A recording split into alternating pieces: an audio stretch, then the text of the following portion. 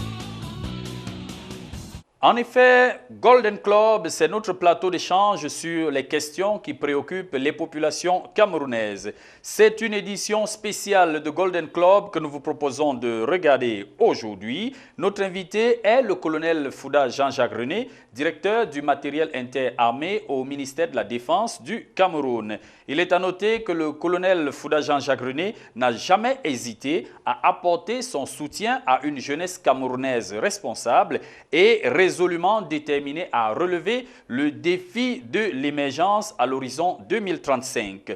Au cours de cette édition spéciale de Golden Club, nous allons nous intéresser aux événements qui ont marqué la vie du colonel Fouda Jean-Jacques René les 2 et 3 octobre 2015. Et cette édition, je la présente debout pour épouser la posture de notre invité. Le 2 octobre 2015, la salle des conférences de l'Institut des Relations internationales du Cameroun, IRIC, ici même à Yaoundé, a servi de cadre à la soutenance du mémoire produit par le colonel Fouda Jean-Jacques René sur le thème « Les guerres du Cameroun, de Bakassi à Boko Haram, étude stratégique du soutien logistique opérationnel à la défense nationale ». L'aboutissement de ce travail fait de lui un expert international en défense nationale, sécurité internationale et stratégie militaire. Le dit mémoire a été défendu devant un jury composé de plusieurs éminences grises, à savoir comme président du jury le professeur Vincent Touda Ebodé et comme membre le contre-amiral Pierre Djiné Djonkam et le docteur Pierre Hilaire Kameni. Le superviseur et directeur de mémoire était le professeur Jean de Noël Atemengue. Nous vous proposons de regarder à l'instant en intégralité les propos liminaires du colonel candidat, le colonel Fouda Jean-Jacques René. Monsieur le Président du jury, honorables membres du jury, nous vous remercions infiniment d'avoir accepté d'évaluer ce modeste travail de recherche dont le thème est intitulé « Les guerres du Cameroun, de Bakassi à Boko Haram, études stratégiques du soutien logistique opérationnel à la défense nationale ».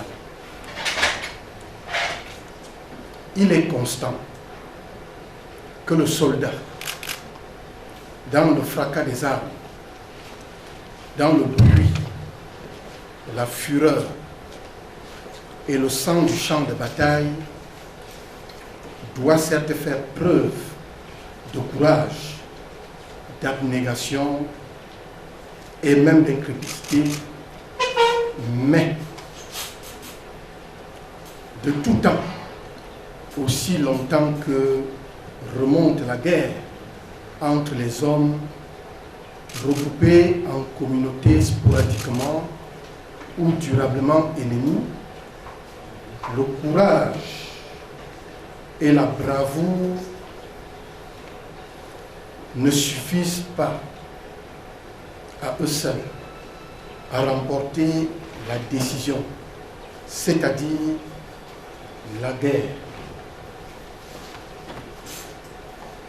Toute guerre, aujourd'hui, plus qu'hier, se gagne avec le peuple articulé en nation.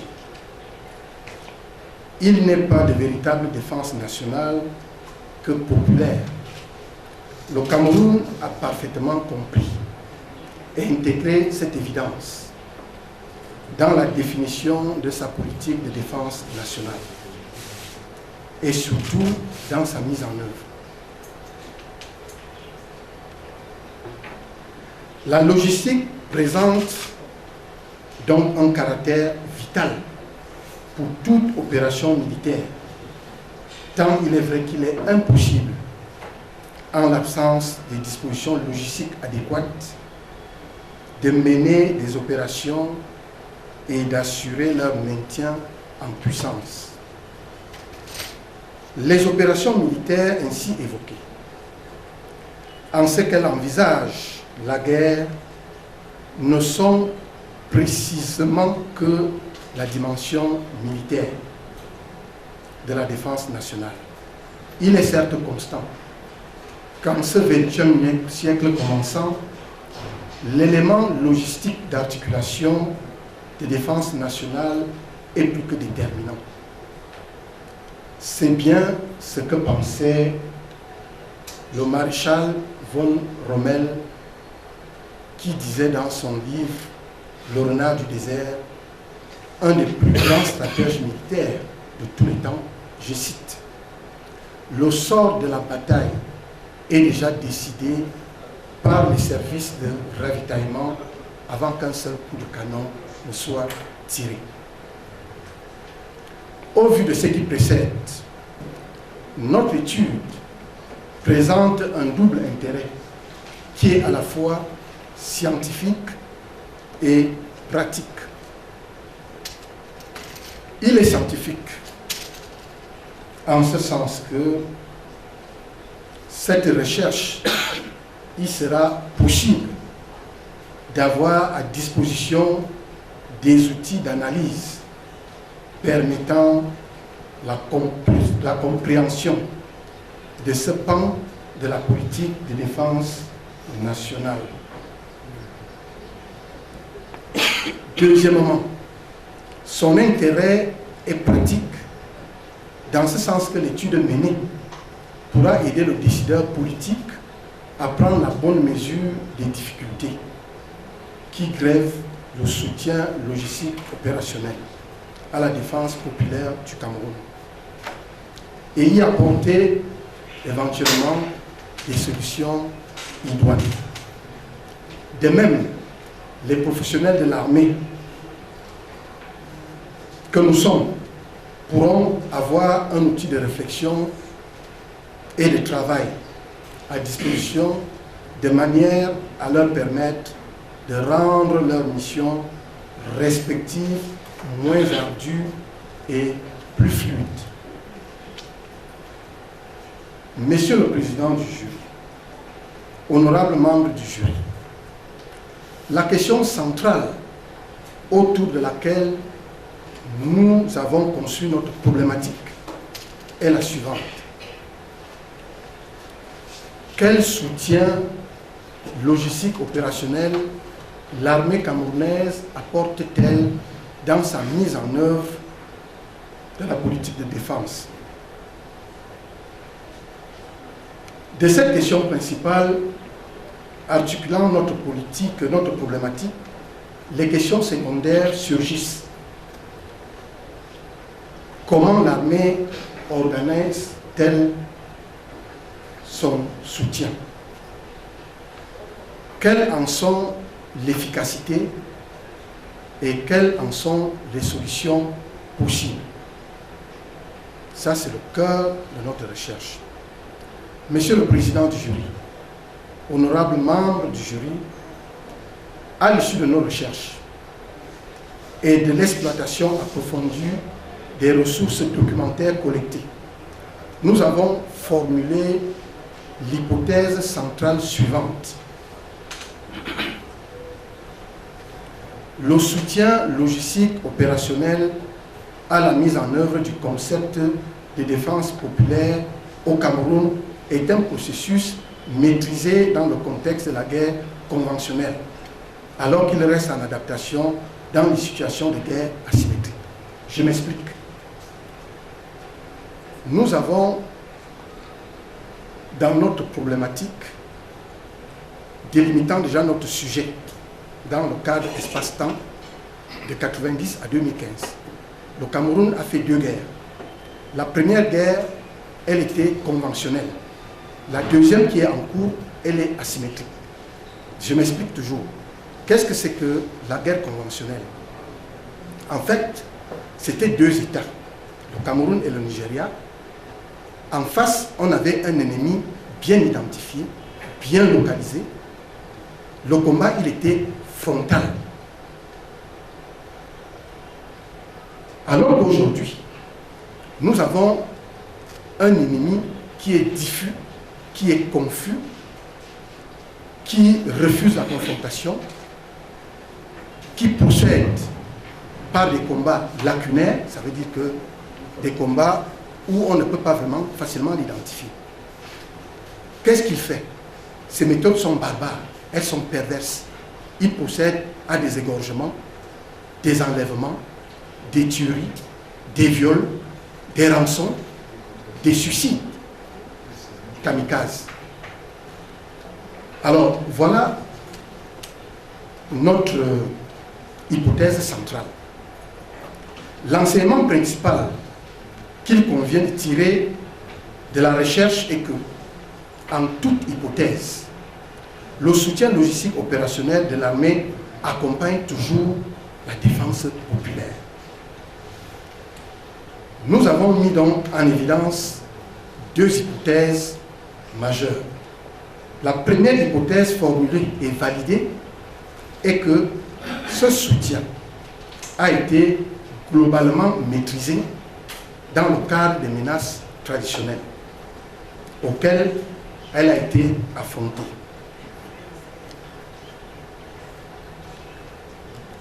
La défense nationale dans ce contexte du conflit de Bakassi, ici la guerre était conduite, avait pour objectif de résorber une menace de type conventionnel. Le soutien logistique opérationnel est relatif, qui avait déjà construit sur la base des enseignements de l'histoire, a été consolidé et affiné. En revanche, la seconde hypothèse validée est que le soutien logistique opérationnel apparaît manifestement encore en adaptation, c'est-à-dire en construction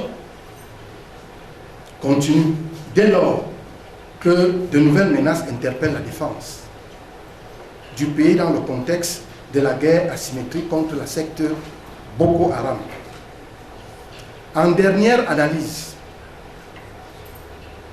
les leçons que nous pouvons tirer de cette étude sont les suivantes. La sécurité de l'Afrique est aujourd'hui un vaste chantier. Pourtant, la menace terroriste est la plus urgente parce que, comme le faisait remarquer Paul Collier, le célèbre économiste britannique et éminent connaisseur de l'Afrique, je cite, « Les capacités organisationnelles nécessaires pour répondre efficacement à cette menace exigent un niveau de sophistication et des coûts qui dépassent largement les moyens de la plupart des appareils militaires africains. » 2. Sur le plan de la logistique opérationnelle proprement dite, le système logistique opérationnel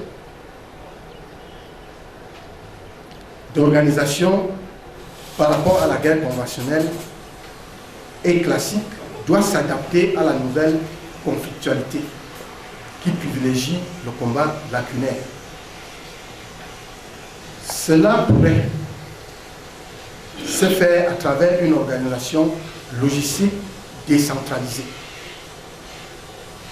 permettant aux combattants évoluant en petit nombre de disposer des ressources pouvant leur permettre de tenir dans la durée et d'avoir des moyens sophistiqués de combat. Je m'explique. Pendant la guerre classique, conventionnelle, nous avons un dispositif logistique qui remplit toutes ses missions dans tous les domaines.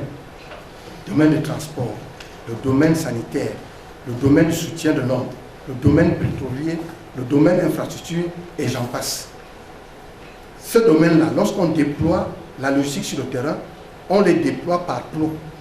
Et il y a des échelonnements pour essayer d'écourter des élongations. Alors qu'aujourd'hui, les composantes structurelles et opérationnelles devraient s'adapter, elles ne devraient plus être figées, d'où la notion de système décentralisé.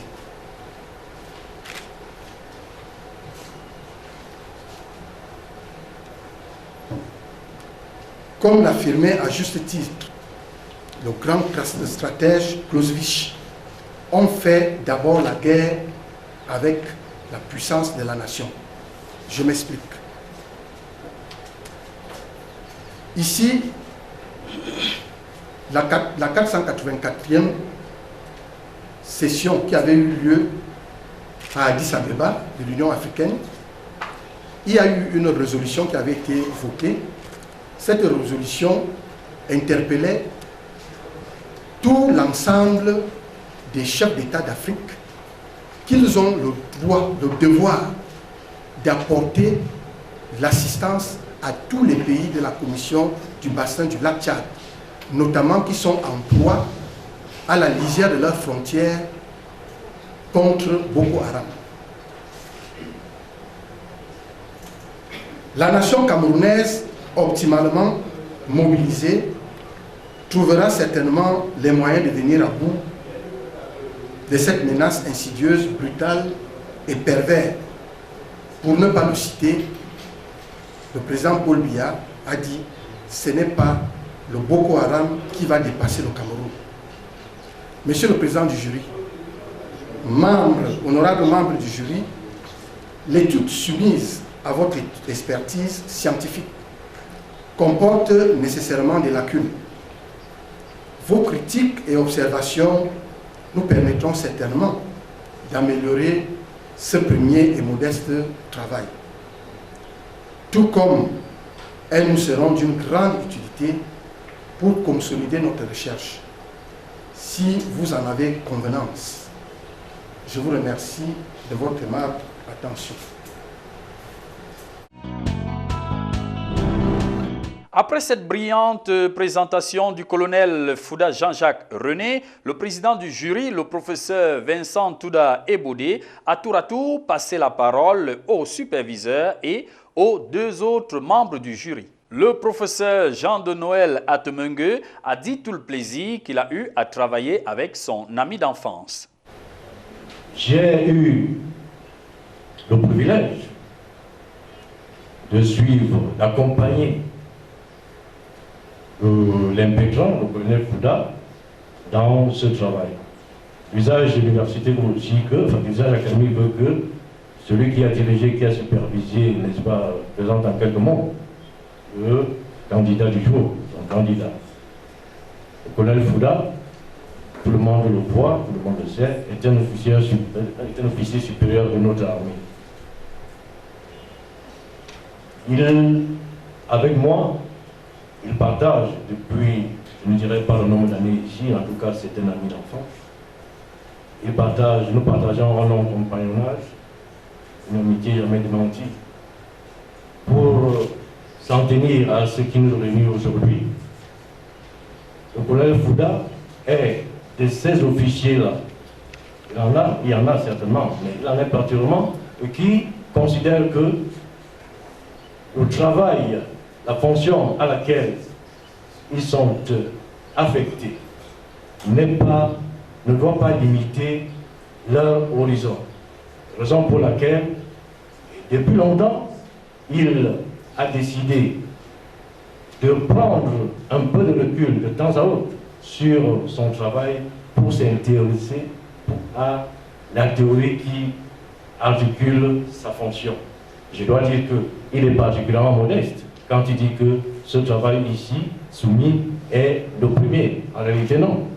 Le colonel Fouda a déjà commis des travaux d'une haute teneur scientifique et parmi ces travaux, j'ai eu l'honneur, le plaisir d'accompagner quelques-uns comme celui-ci. En sa qualité de superviseur, le professeur Jean de Noël Atemengue, comme l'exigent les règles de l'art, a porté son regard sur le travail que venait de présenter le candidat colonel Fouda Jean-Jacques René. Sur le point, je n'aurais pas grand-chose à dire. Le candidat l'a indiqué, et je vais embrayer dessus. À la vérité, nous sommes là, relativement à ce sujet, pour s'élever à la théorie dans la logique du constant et du mouvant.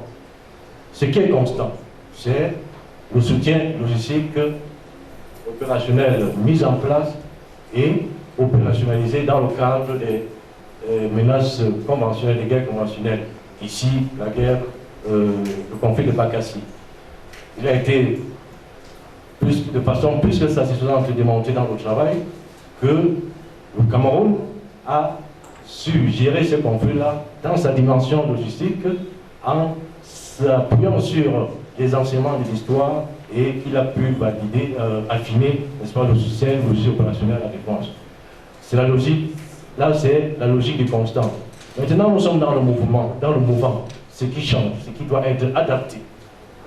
Sur ce point, là aussi, le candidat, le colonel Jean-Jacques Fouda René, a bien montré, de mon point de vue, que, eu égard à la nature même de la menace, qu'il s'agit de résorber, qu'il s'agit de combattre, le Cameroun, en partant de l'acquis, de ce qui avait été validé, confirmé, a été obligé, en tout cas s'est attelé à adapter cela en fonction de la nature fluctuante de la menace.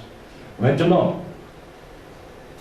eu égard précisément à la nature de cette menace-là, il est certain que le soutien logistique opérationnel y afférent ne pourra, ça c'est mon point de vue, ne pourra jamais être totalement et définitivement consolidé, tant il est vrai que la menace évolue dans sa nature. Le contre-amiral Pierre Ndjili Ndjonkam va prendre la parole à la suite du directeur de mémoire pour donner son avis après avoir lu avec grand intérêt le chef-d'œuvre proposé par le candidat, le colonel Fouda Jean-Jacques René. J'ai lu le document que le colonel Fouda a produit en guise de mémoire pour la soutenance de son diplôme d'expert international. Et ce mémoire est de bonne facture dans l'ensemble. C'est vrai qu'il y a quelques coquilles, mais c'est très difficile de rédiger un texte comme celui-ci sans qu'il y ait des coquilles, surtout que ces coquilles sont des fautes typographiques qui n'empêchent pas la compréhension du texte. J'ai relevé que le colonel Fouda a fait son exposé en deux parties. La première partie qui s'appuie sur les guerres conventionnelles, et le Cameroun a été impliqué dans une guerre conventionnelle dans le cadre des problèmes frontaliers avec notre voisin le Nigeria. Et la deuxième partie est dans cette guerre mouvante, cette guerre qu'il est difficile de définir. Je ne sais même pas si on peut donner le nom de guerre. Donc, on parle de la nébuleuse Boko Haram. qui est quelque chose de très fluide, de très fluctuant, de très volatile et de pratiquement insaisissable.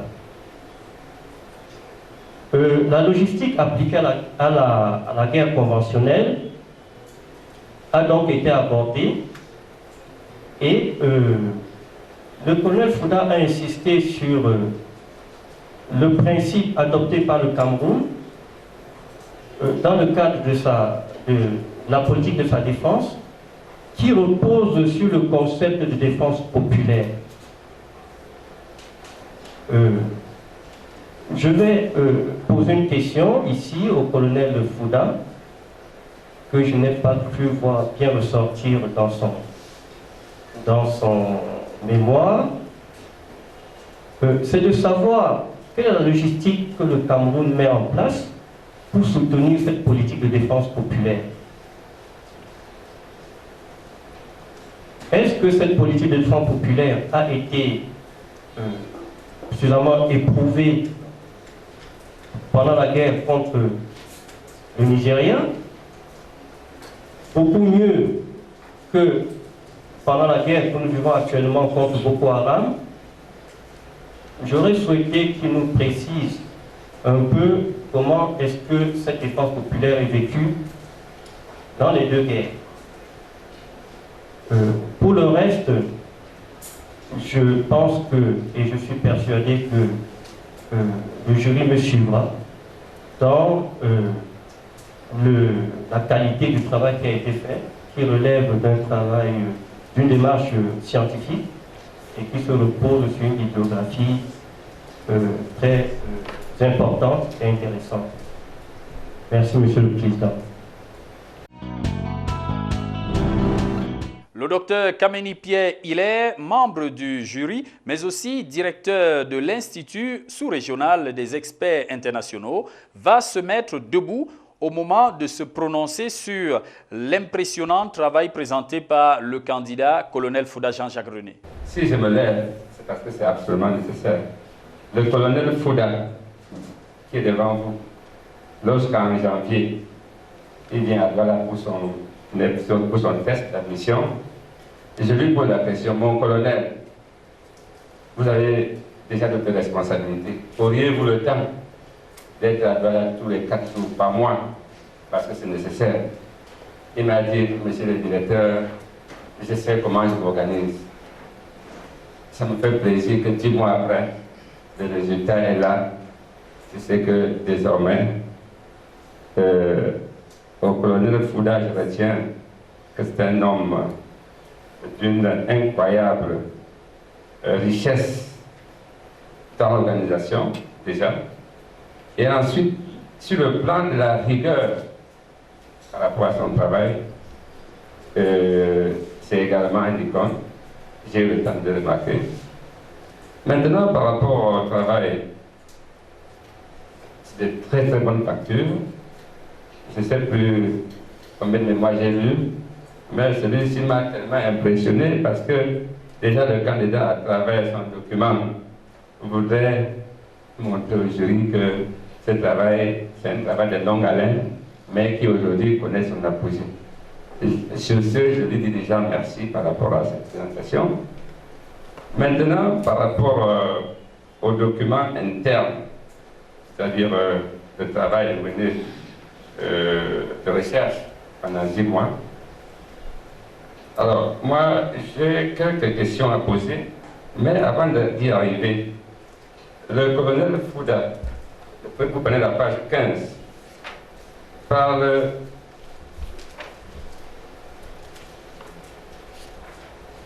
d'un concept qui a attiré mon attention.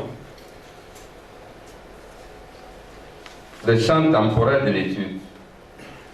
Est-ce que pour éclairer ma lanterne, mon colonel, vous pouvez en quelques mots m'expliquer un peu ce que vous entendez par champ temporel de l'étude?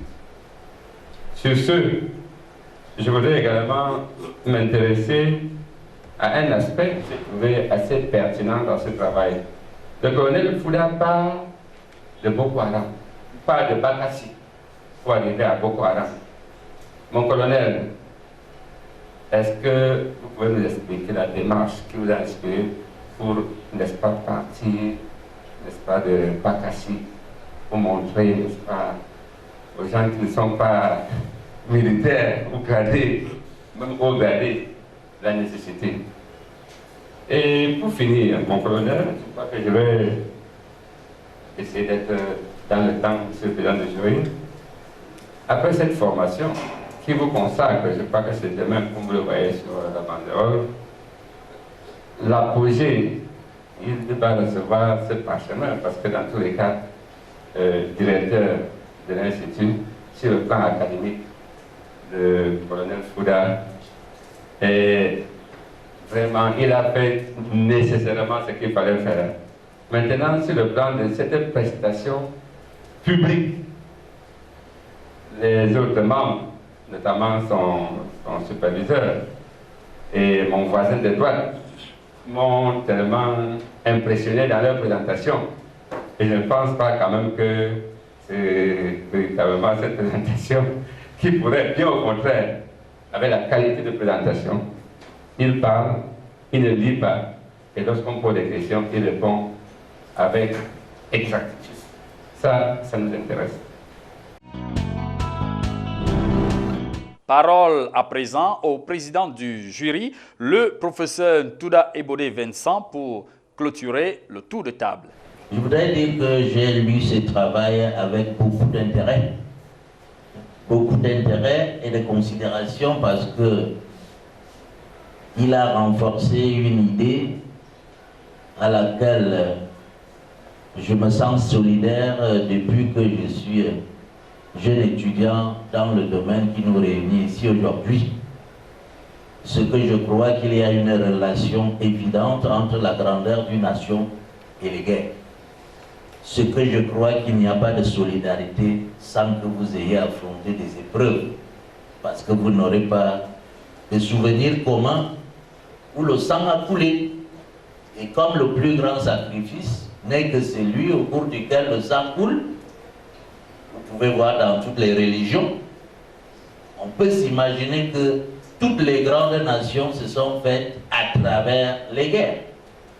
Et donc ce que le candidat essaie de nous dire, c'est que le Cameroun aussi essaie de se faire à travers les guerres. Il en a énuméré deux. Cela signifie qu'il a évacué la guerre d'indépendance. À sa place, je l'aurais aussi évacuée parce que celle-là avait les Camerounais de part et d'autre.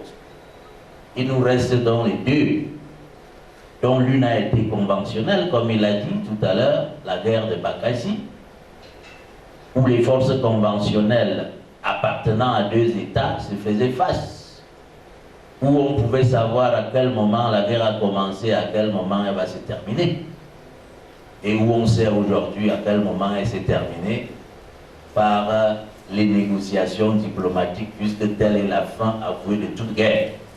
Lorsque vous avez terminé sur le champ de bataille, vous passez aux négociations pour rendre en droit ce qui n'était que de la force. Donc la guerre de Bakassi s'est terminée par l'implémentation totale de l'accord de Grunty. Et puis est donc arrivée une autre guerre, celle que nous vivons aujourd'hui.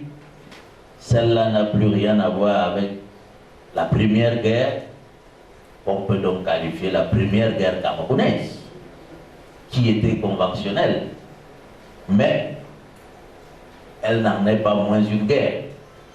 Le trait commun entre les deux guerres, c'est qu'il y a eu une union sacrée entre le peuple et son armée.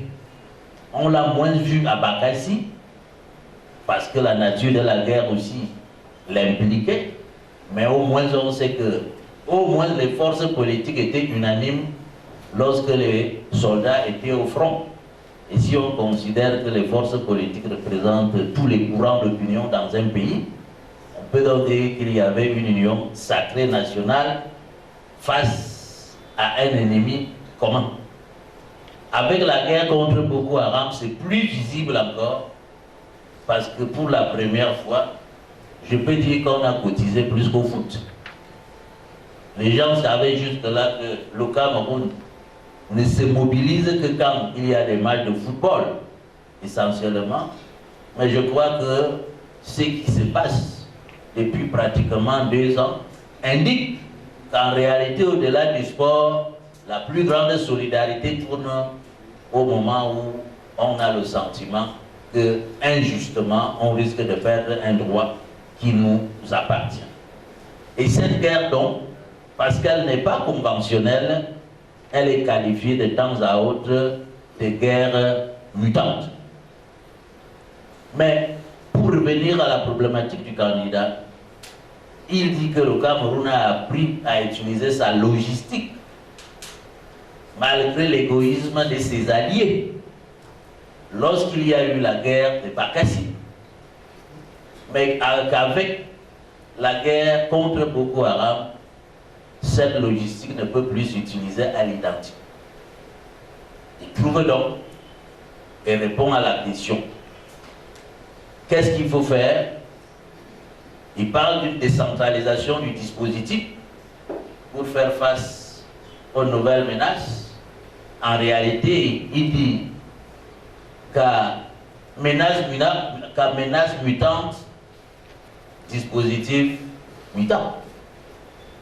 Alors, cela amène néanmoins le candidat à faire une extrapolation qui va m'amener à lui poser ma première question.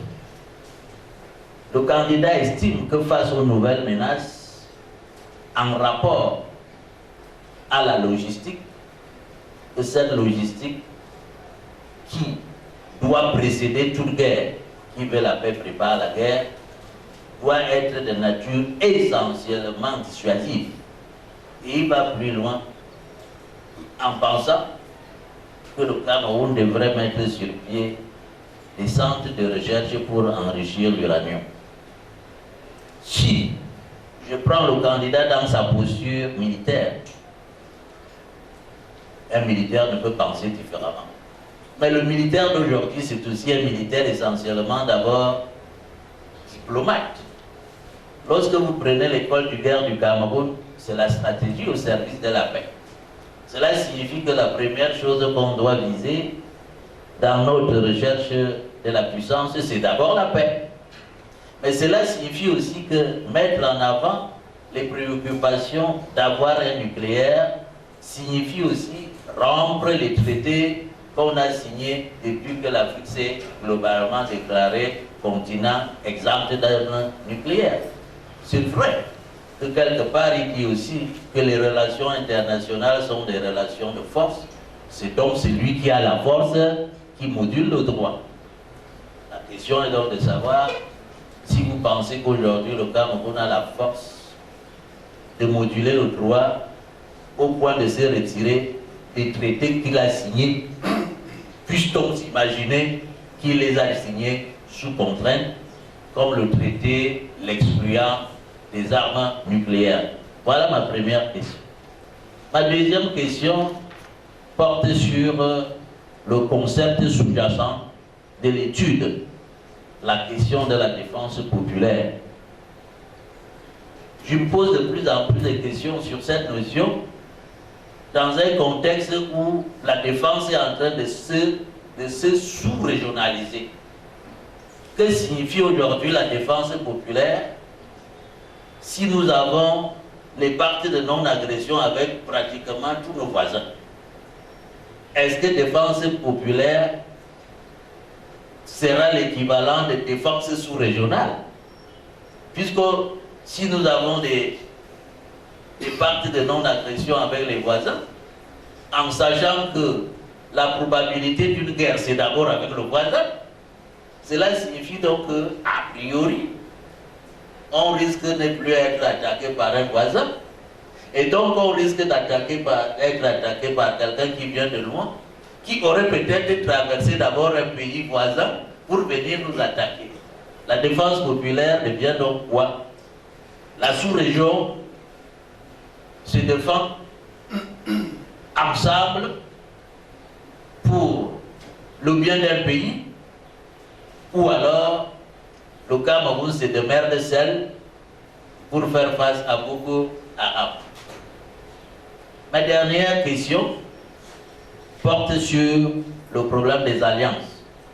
Vous en avez beaucoup évoqué lorsqu'il était question de la guerre de Bakassi.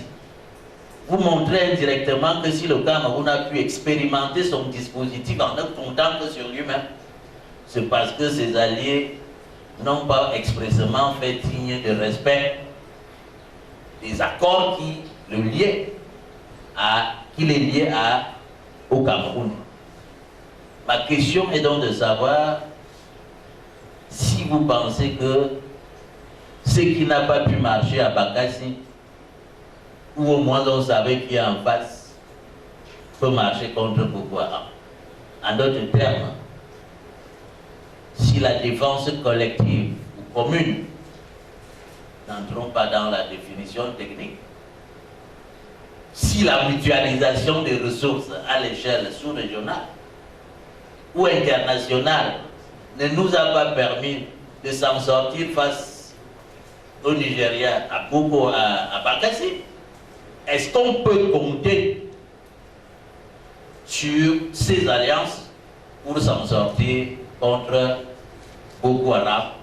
Ou alors, vous pensez que, comme on l'a fait pratiquement pendant 8 mois, je voudrais dire nos soldats et nos forces de sécurité, il faut d'abord compter sur nous-mêmes, car on ne sait jamais. Dans chacune de leurs interventions, les membres du jury ont posé des questions au candidat qui va se faire le plaisir de répondre dans l'optique de dissiper toutes les zones d'ombre qui pourraient entacher la parfaite compréhension de son travail. Merci, Monsieur le Président du jury, honorables membres du jury. Je vais commencer par la question du Président du jury. S'agissant de votre première question, vous-même vous avez donné la réponse. Dans la société internationale est régie par la force. C'est celui qui est fort qui peut imposer sa souveraineté sur les autres. La preuve, les États-Unis, la France, le Tchad, mais cela s'accompagne avec la puissance économique. Le président de la République, chef des armées, chef de l'État, a tout de suite compris. Ce n'est pas un secret de polichinelle, si je le disais. Nous sommes en train de nous équiper, si Dieu le veut, d'ici 1 an, 2 ans, nous serons la première puissance militaire en Afrique noire. Pourquoi? On dit, lorsque tu prépares, tu veux la paix, on dit qui veut la paix prépare la guerre. Ça veut dire quoi? La notion de dissuasion. Peut-être que je suis allé trop loin en parlant de l'uranium. Tout cela est dissuasif. Personne ne peut s'attaquer à tous les pays qui ont l'arme nucléaire. Personne, sauf les terroristes.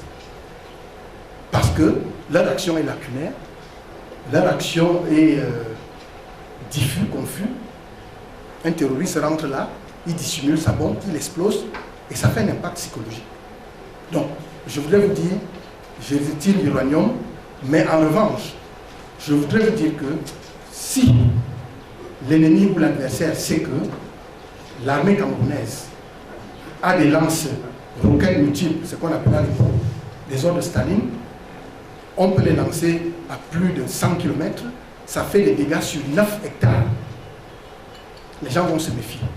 Si nous avons les moyens de DCA qui peuvent combattre l'aviation ennemie, si nous savons que si l'ennemi sait que vous avez ça, même si vous envoyez quel type d'avion, on vous détecte à 50 km et on vous abat. La dissuasion, ça va marcher. Nous ne serons pas tout à fait un pays tranquille, mais la dissuasion va marcher. C'est pour être bref parce qu'on n'a pas assez de temps. Ensuite, vous avez posé la question, Monsieur le Président, Qu'est-ce que signifie la défense populaire? Je vais jumeler avec la question du docteur Ngameni. Déjà, si nous partons sur le principe même du concept stratégique de défense populaire. Qu'est-ce que signifie la défense populaire lorsque la défense est sous le journalisme?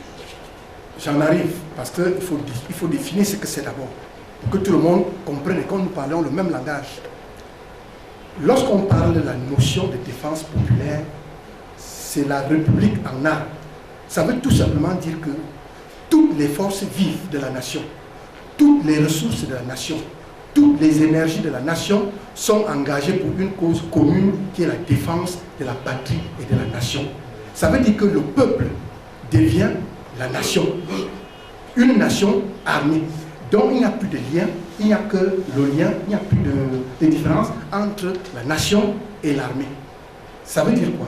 Ça veut tout simplement dire que, je vais illustrer ça très simplement, parce qu'on n'a pas assez de temps pour développer. Cette notion a si bien été comprise par les Camerounais parce que ce que nous visons, l'objectif final de cette défense populaire, c'est l'unité nationale.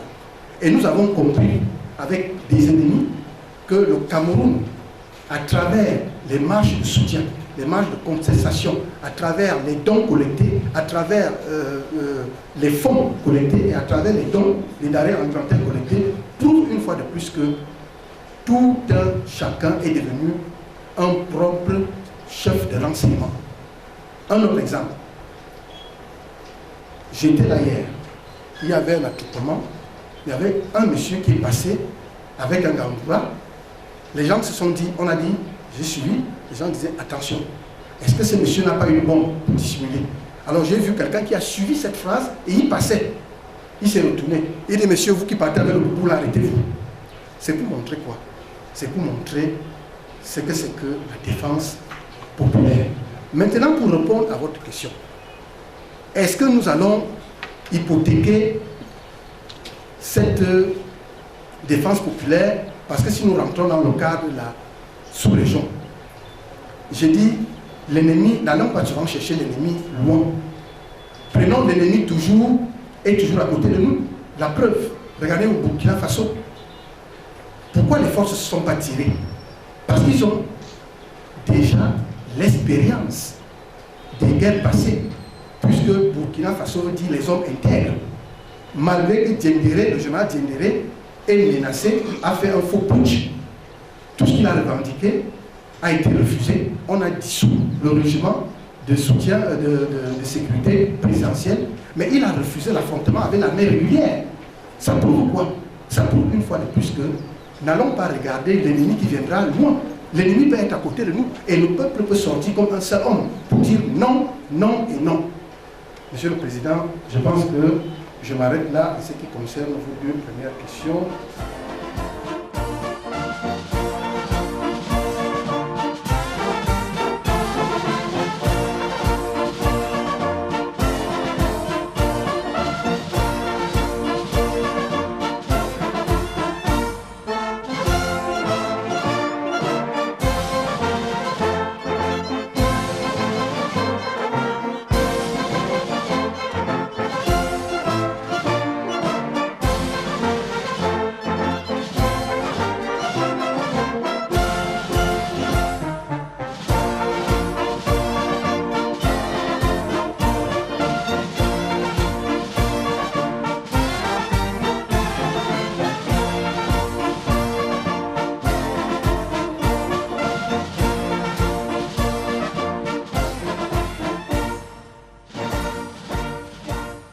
Bon, alors, je vais répondre à la question du professeur. Il parlait des deux stratèges. Clausewitz, qui a dit que la logistique est subordonnée à la tactique et à la stratégie. Jomini a dit quoi? Que les trois sont au même niveau. Alors, moi, je m'inscris en faux. Je vais peut-être balancer pour Jomini, parce qu'en tant que logisticien, il y a un grand stratège militaire qui a dit ceci, le général Eisenhower. Lorsque la logistique dit non, le tacticien doit reprendre ses plans. Pourquoi? Parce que dans la guerre, il y a des phases. Généralement, on déroule en 3 phases. Moi, le logisticien, vous me donnez ces phases-là. Je vais regarder, je vais vous dire, la première phase, vous voulez freiner l'ennemi de tel endroit à tel endroit, je peux vous soutenir, j'aurai du carburant, j'aurai des munitions, j'aurai des moyens pour des évacuations stratégiques. Mais la deuxième phase, je ne peux pas parce que je n'aurai pas suffisamment de moyens pour vous soutenir. Donc, dire que la logistique est subordonnée à la stratégie et à la tactique, moi je m'inscris en faux. Par contre, en revanche, je peux me dire que avec Jomini, nous pouvons partager d'avis. Mais je veux qu'on me cite. Ma citation est la suivante. La logistique, la stratégie et la logistique, la stratégie et la tactique sont subordonnées à la logistique. Voici ma citation, qui est contraire aux autres. Merci, professeur. Voilà, très bien. Je vais répondre à l'amiral. La notion de défense populaire est une notion, est un concept qui a pour finalité l'unité. Je dis, je parle ici en tant que candidat, pas en tant que colonel. Et pour qu'il y ait l'unité, il faut que tout le monde se sente concerné. Et pour que tout le monde se sente concerné, il faut cultiver l'amour de la patrie, cultiver les valeurs citoyennes. Mais au fond, est-ce que tout le monde se sent concerné?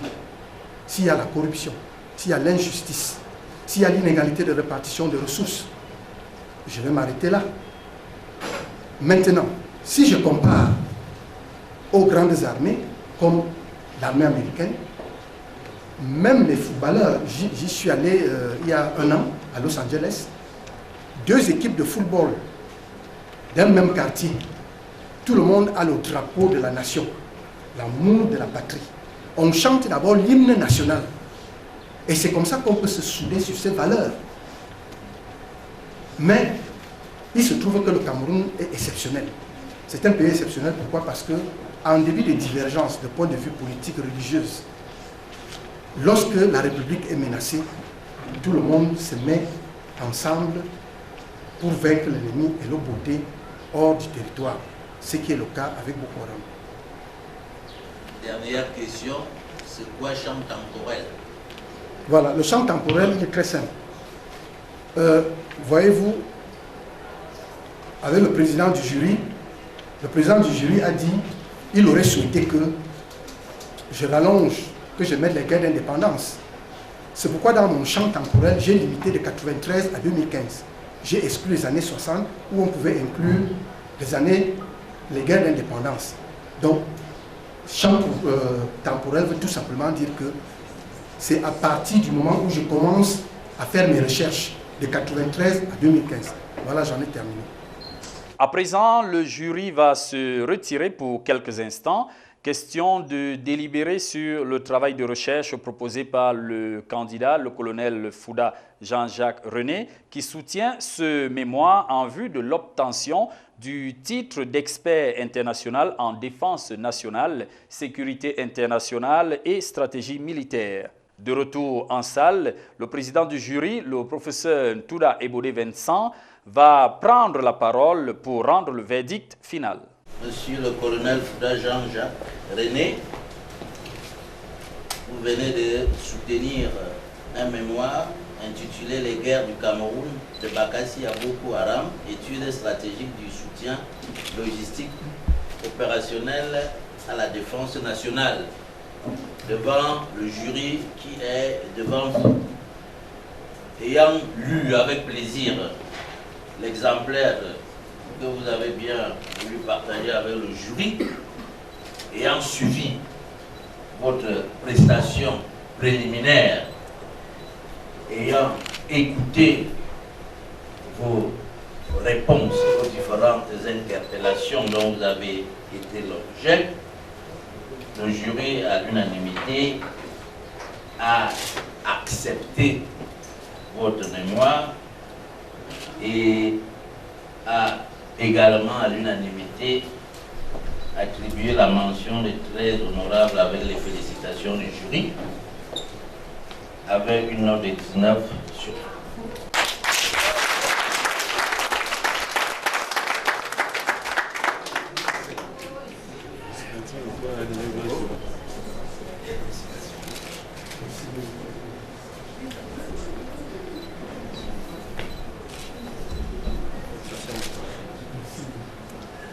Félicitations, mon colonel, félicitations.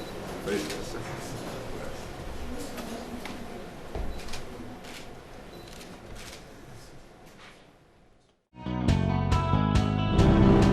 Mention très honorable avec les félicitations du jury, une note de 19 sur 20. Voilà la quintessence des propos du professeur Touda Ebodé Vincent au thème de la présentation du mémoire du colonel Fouda Jean-Jacques René. Je rappelle que c'était le 2 octobre 2015 à l'IRIC de Yaoundé. L'heureux récipiendaire a reçu les félicitations des autres officiers supérieurs de l'armée camerounaise.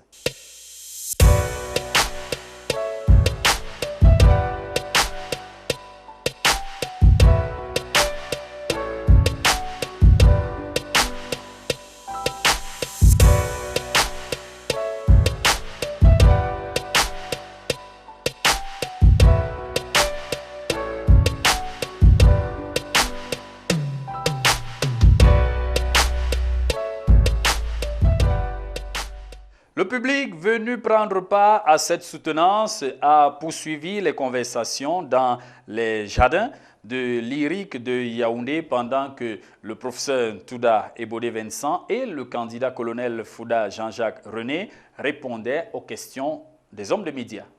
Disons que le mémoire du colonel Fouda porte sur les guerres camerounaises. On peut les quantifier en disant qu'il y a eu 3, celle de l'indépendance, celle de Bakassi et celle que nous menons actuellement contre Boko Haram. Mais le candidat colonel a décidé d'étudier les 2 dernières avec la thèse principale que le Cameroun a appris à user de sa logistique et à maîtriser l'usage de cette logistique lors de la guerre de Bakassi, parce que c'était une guerre conventionnelle, mais que par contre, la guerre contre Boko Haram, en raison même de sa nature protéiforme, appelle à des ajustements sur le plan des dispositifs. En d'autres termes, il préconise une décentralisation de la logistique pour pouvoir adresser la menace contre Boko Haram, c'est-à-dire donc à menace mutante, dispositif mutant. Ok, très bien. Le thème de mon mémoire est intitulé « Les guerres de Bakassi à Boko Haram, études stratégiques du soutien logistique opérationnel à la défense nationale ». Alors, qu'est-ce que je veux ressortir ici? Je veux tout simplement délimiter le champ temporel. Nous sommes partis de 1993 à 2015 et le Cameroun de 1993 à 2015 a connu 2 guerres. Une qui était conventionnelle et l'autre qui est asymétrique, qui est en cours. Dans la guerre conventionnelle, nous connaissions l'ennemi. L'ennemi était identifié, il était localisé, connu. Cet ennemi menait, c'était une guerre frontale. Et dans ce cadre-là, la logistique avait été maîtrisée et affinée. Dans le cas d'espèce, l'ennemi est fluide, l'ennemi est volatile, l'ennemi est diffus, il est confus, il aime la surprise. Cet ennemi procède par des méthodes barbares, perverses, archaïques, c'est-à-dire en procédant aux égorgements, les enlèvements, des viols, des tueries en masse, et il procède au suicide. Face donc à ce type de menace, pour comment nos études nous ont amenés à pouvoir soutenir maintenant cette force, parce que nous ne pouvons plus appliquer le système de logistique qu'on appliquait dans la guerre conventionnelle, parce que l'ennemi mène ce qu'on appelle un combat lacunaire. Lorsque le combat est lacunaire, l'ennemi, il est à la fois, mais sans être.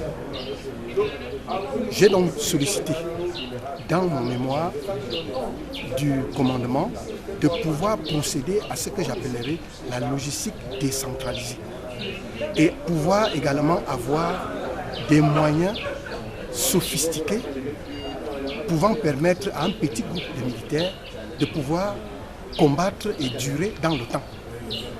Voilà grosso modo ce que mes études m'ont amené à trouver comme solution. Le lendemain, samedi 3 octobre 2015, c'est le Palais des Congrès de Yaoundé qui, à son tour, a servi de cadre à la cérémonie de remise solennelle des diplômes aux 8 experts internationaux issus de la 2e promotion sous la présidence de M. Jacques Viala, président de l'Ordre mondial des experts internationaux, dont le siège se trouve à Genève, en Suisse. Au cours de cet événement, le président Jacques Viala a reçu un cadeau spécial des experts internationaux qui le recevaient et qui l'ont d'ailleurs à l'occasion anobli. Je pense que les stagiaires ont décidé autrement. Il s'agit d'une remise solennelle d'abord à notre président. Et lorsqu'il va découvrir ce qu'on a remis, même s'il faut aller, n'est-ce pas, essayer de mettre ça chez lui, bon, ça y est, merci.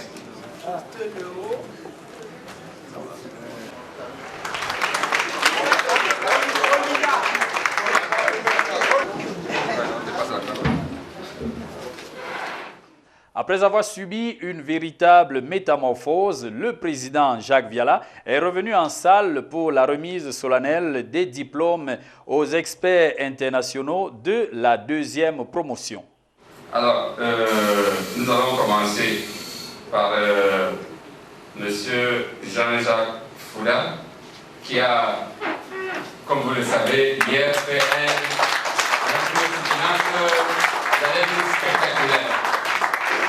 Venez chercher, prenez votre diplôme. Applaudissez s'il vous plaît.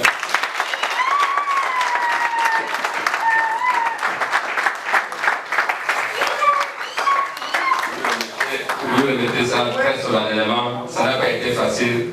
C'est un exercice, j'allais dire très périlleux, très difficile, mais on y arrive.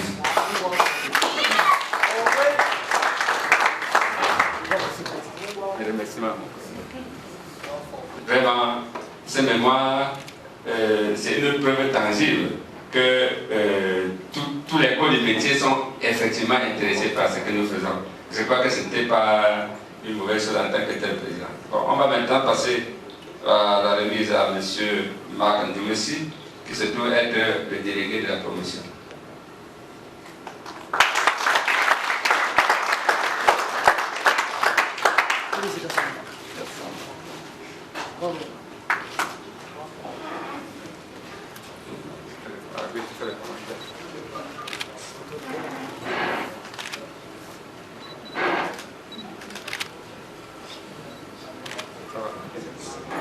Parce que je fais beaucoup appel à du matériel médical pour former, donc correspond peut-être le plus à ma profession, à moi, en France.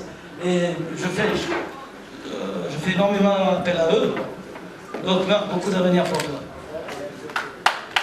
Merci. J'espère que la compétition va intervenir rapidement pour conforter la position des stagiaires de l'Israël.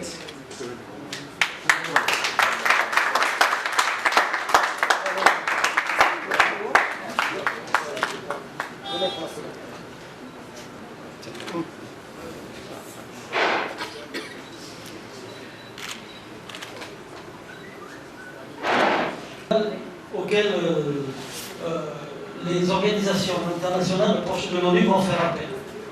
Lorsque nous avons fait notre dernière rencontre, il y en a 2 par an, c'était à l'ONU à Genève, et la responsable des relations humaines du CICR, Comité international pour la Croix-Rouge, nous a demandé de pouvoir intervenir, parce qu'elle cherche à recruter des experts. Et bien sûr, elle cherche des experts du profil de Geneviève. Voilà. Merci. On va donc passer la parole, on va donner le diplôme à Mme Anne-Adèle Gouquette.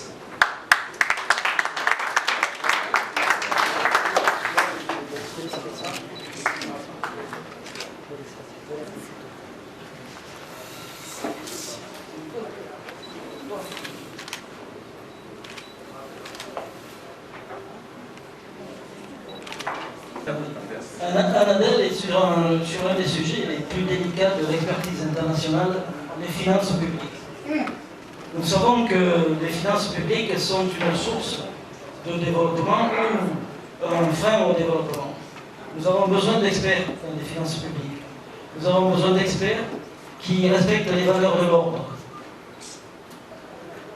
Et nous sommes très heureux d'accueillir Anadel pour pouvoir réaliser des missions dans le cadre de l'ordre des experts internationaux avec les valeurs de l'ordre.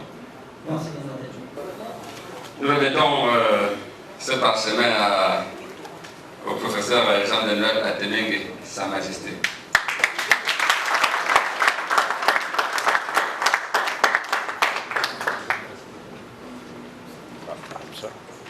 Nous avons eu ce matin l'occasion de distinguer, de parler avec Jean de Noël.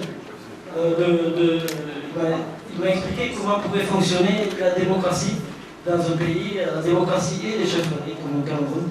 Et il m'a beaucoup ouvert l'esprit. Il m'a servi de professeur. Et après, je me suis aperçu qu'effectivement, j'ai pu comprendre pourquoi il avait des qualités pédagogiques.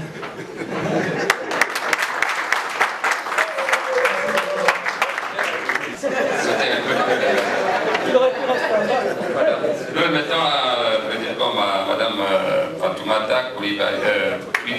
Koulibaly.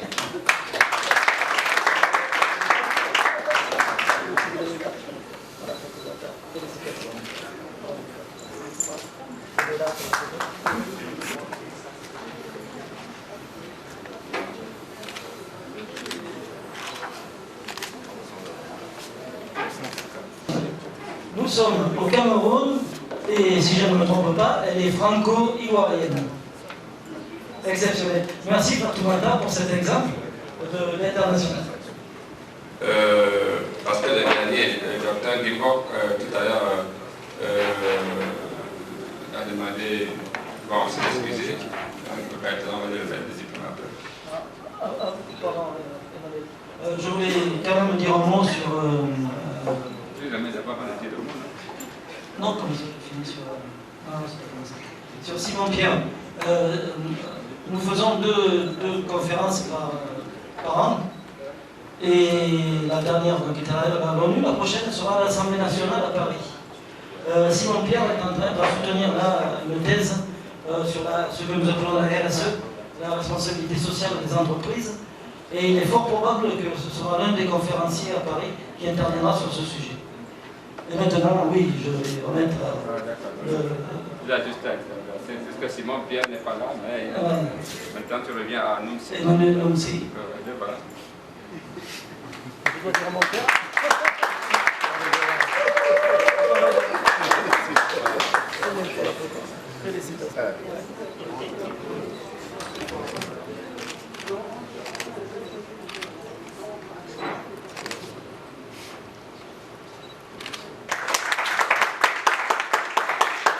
Je parlerai une deuxième fois de paix mondiale. Là où accueillir un révérend, c'est comme ça qu'on dit. Oui. Donc accueillir un révérend est très important pour nous. C'est que je crois que les hommes qui œuvrent pour Dieu, quel que soit le nom qu'on lui donne, sont des hommes de paix. Je crois que la paix, devant la multiplicité des religions et ce qui se passe aujourd'hui, peut venir à la source de ces hommes-là. Et donc, je compte sur notre révérend, le premier dans l'ordre, pour, avec moi, réfléchir sur la paix et comment on peut remonter à la source pour faire en sorte que la paix revienne plus grandement dans le monde. Merci beaucoup.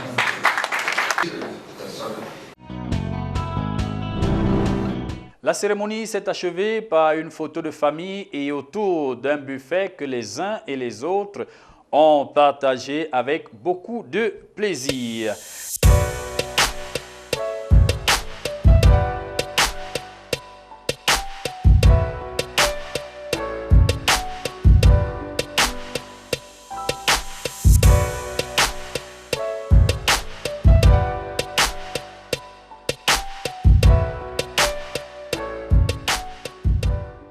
Eh bien, amis téléspectateurs de Golden House, Première Télévision People, nous sommes rendus au thème de cette édition spéciale de Golden Club et nous tenons ici à dire merci à notre invité, le colonel Fouda Jean-Jacques René, directeur du matériel interarmé au ministère de la Défense du Cameroun, mais désormais expert international en défense nationale, sécurité internationale et stratégie militaire.